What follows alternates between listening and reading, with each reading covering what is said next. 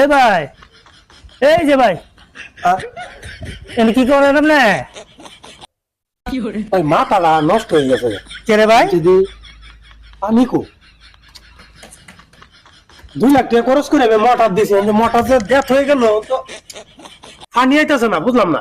আমরা ছুটি আছে টিকিট দে। পানি দেখতেছে, পানি পানি তো পানি দেখতেছে।